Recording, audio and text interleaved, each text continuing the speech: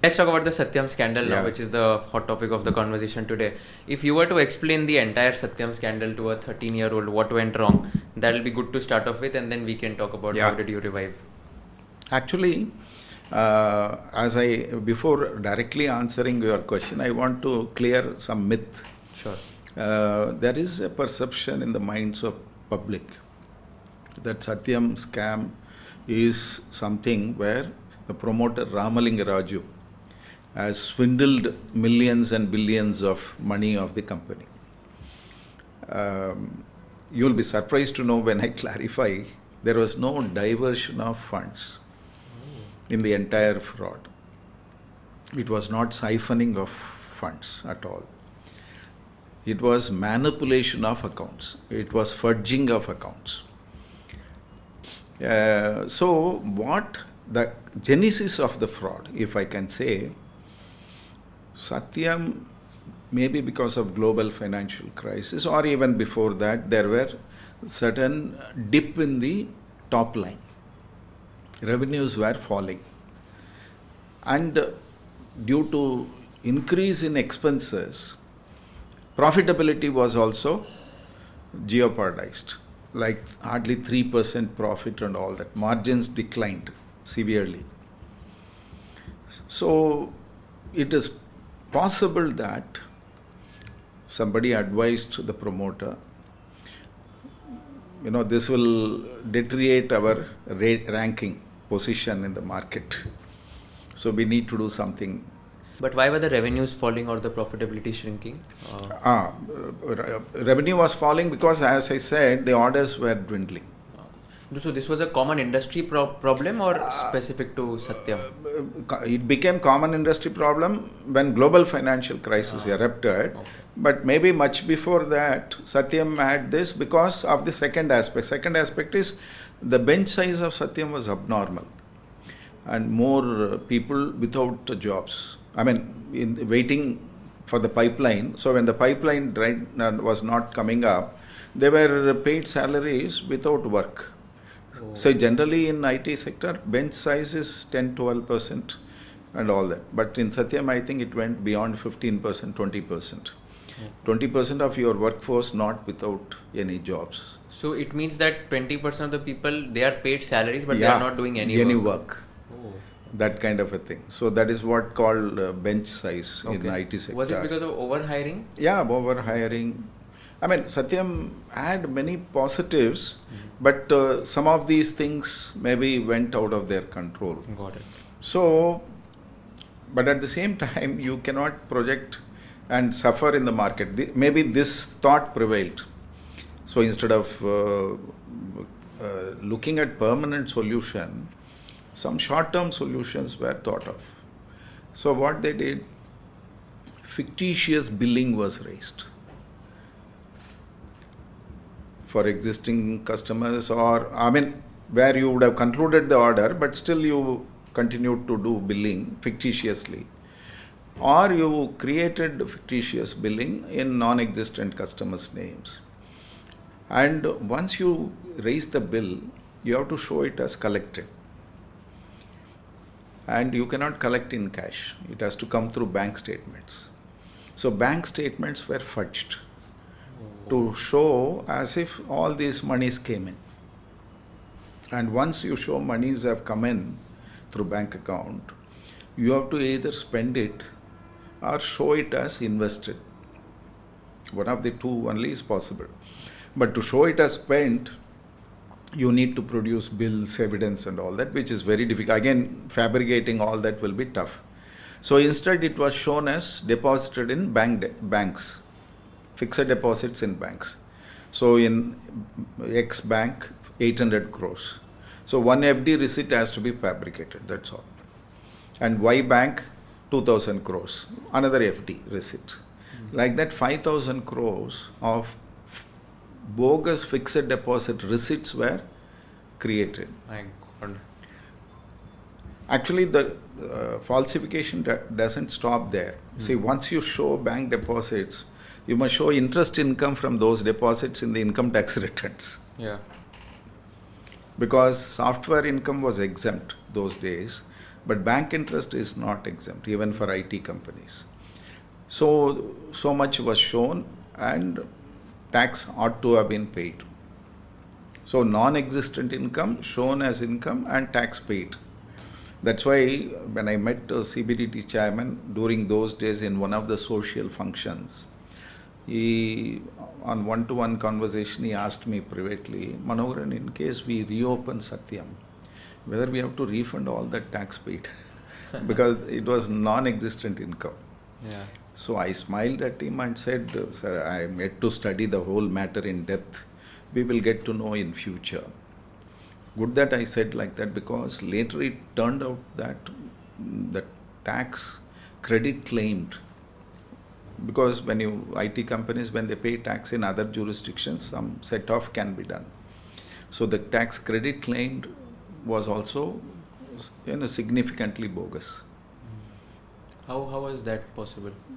By Falsification of challans and payments. Okay. So lot of falsification. I mean, one led to the other. One led to the other. But of course, ultimately, if the entire fictitious income is removed, the entire bogus credit claim, tax credit claim is removed, still Satyam may have to get some small refund. But it will not be huge refund. It will be a few hundred crores or 100 crores maybe. That tussle is going on now. There is a legal battle going on. Oh, it's ongoing. Ongoing, because department wants to remove the fictitious tax credits, but it doesn't want to remove the fictitious income. He says, you only offered it, you pay tax on this. Which means several thousands of crores, hundreds of crores has to be paid for each assessment year. Which is unreasonable. So that's why the matter is in the court. Hopefully a fair verdict will come where Satyam is not interested in refund also, which means now Tech Mahindra. Right. They want truce, peace of mind. I don't want any refund, but you don't demand on an income which never existed. So let us call it truce. I mean, neutralize it. Remove fictitious income, remove fictitious credit, and whatever is the small refund that may be due, we are willing to forego it. So that we don't want to pay anything further. That is the kind of plea they are taking. Hopefully they'll succeed, because that looks very logical. Right. What was the total quantum of fraud in Satyam scandal? Yeah. See, actually, according to the confession, and if you work on those lines, it looked like 7,000 crores of fictitious, fudging of accounts. Fudging of accounts. And whereas CBI, I think, filed a charge sheet, worked it out around 14,000 crores or something, double the thing. Oh. But I think, one thing in my experience, I can say, having worked in close quarters all through the revival, and not only that, after Mahindras took over, for 3 years I was asked by the government to continue as government nominee on the board of Mahindra Satyam and subsequently in Tech Mahindra, because continuity. All other government nominated directors were withdrawn, and myself and Achyutan were requested to continue. Okay. And of course Achyutan expired halfway through. So I continued for the entire 3 years, even after Mahindras took over. Got it. So therefore,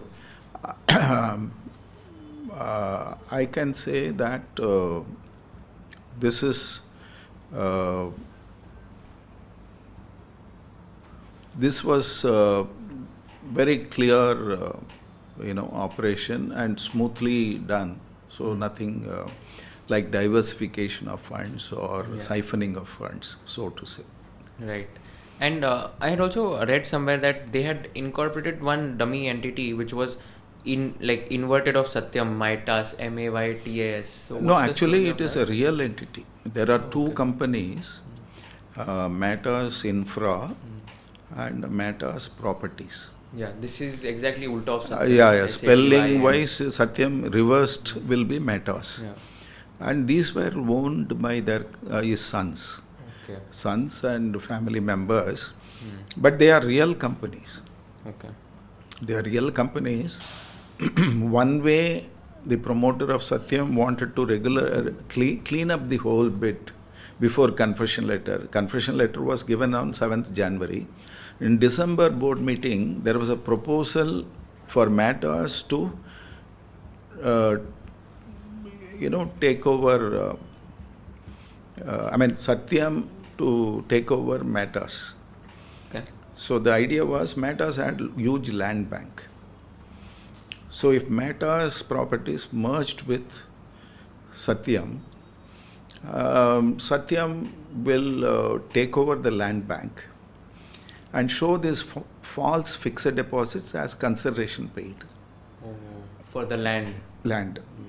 So the land will be revalued and taken on balance sheet. So which means actually the intent was good in a way. That is, fictitious assets will be replaced by real assets, whatever it was worth. But shareholders were not liking that idea. Why? Because Satyam was a globally renowned company and a premier company, an IT company. Why should it take over a real estate company? So it is not anything to do with IT business. And so they did not know the background of this, why the intent was to replace fictitious assets with real asset, that they did not know. So they thought maybe Sun's company is coming in and money will go to the Suns. So from that angle they ruled it out. Got it. Ruled it out. Yep. Very interesting. So you said about the confession letter, which was emailed on 7 Jan 2009. Yeah. Do you recall what exactly was written in that confession letter, and how was that entire thing? No, the substance of the confession letter highlighted what I just now narrated as the genesis of the fraud. Yeah. And it also mentioned that how liquidity crisis was looming large, and therefore the promoter had to borrow from its own group firms to pay the salaries for last few months. And he also made it clear none of the leaders within the Satyam hierarchy knew about this fraud. And ultimately he even suggested how the company can be revived by the management to take it forward, while he is willing to face the consequences. Okay. So and in fact he used a phrase which reveals all. He says it was like riding a tiger, not knowing how to get off without being eaten. So which meant that to make up the gaps, they must have started fudging the accounts in a small way 6 years ago. But thinking that it will be cleaned up next year, next quarter. But over a period of time, it got piling up. The volume, increased manifold. So, but he could not prolong it any further. So he thought, let us disclose it, confess it. That's why Satyam is a peculiar case. It was not a case of investigation triggering confession. Right. It was a case of confession that triggered the investigation. Yeah, this was not a whistleblowing case where someone else is pointing out that fraud has been committed. It would have been the first time, in the Indian history. That's why. That it's something unique. The promoter himself is confessing that he has committed a fraud. Yeah, that's pretty strange also, but shows the, honesty or something, but it also shows the other side of Rammalinga Raju. I mean, he had the courage to confess this to SEBI. Otherwise, there are people also who will fly away, who will just go to other countries and all. Actually, one thing that was, I would say two good things in that confession letter at micro level. One, he was very particular to name the people who could be suspected, but he made it clear they were not party to it. Oh. Second, irrespective of what happens to him, he wanted to protect the company. He wanted it to be saved. Yeah. before it becomes too late and beyond redemption. Right. So that was very, very, it requires, as you said, a lot of courage and well-meaning gesture to come out boldly. Correct. So that devoid of what the past, at least the future of Satyam is protected. Right. If you learned something new from this video, do share it with your friends and subscribe to this channel so that we can bring you the best content possible. Also, if you want to watch this entire episode, click on the link in the description box and you can go to Kushal Lodha YouTube channel and watch the entire podcast episode. Thank you so much for watching this and have an amazing day.